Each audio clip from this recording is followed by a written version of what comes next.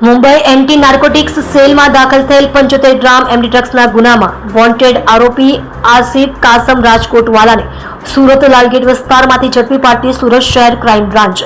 No drugs in Surat city અભિયાન અંતર્ગત ગેરકાયદેસર માદક પદાર્થોની સપ્લાય કરતા માફિયાઓ તથા આવી ગેંગના સિન્ડિકેટ વોન્ટેડ આરોપીઓને પકડી પાડવા સુરત ક્રાઇમ બ્રાન્ચ સતત કાર્યરત હોય છે। જે દરમિયાન ગઈ તારીખ 19/4/2025ના રોજ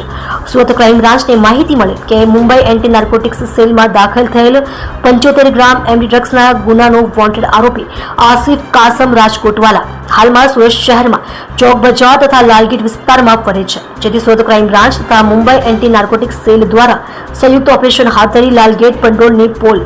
જસ્ટિન પેલેસ પાસેથી આરોપી આસિફ કાસમ રાજકોટવાલા ઉંમર 33 રહેવાસી 7072 સાદિક અલી હવેલી 8મો માળ ફ્લેટ નંબર 35 એશાજી સ્ટ્રીટ વડગડી મસ્જિદ બંદર મુંબઈ મહારાષ્ટ્ર વાળાને ઝડપી પાડી મુંબઈ પોલીસને કબજો સોંપેલ છે।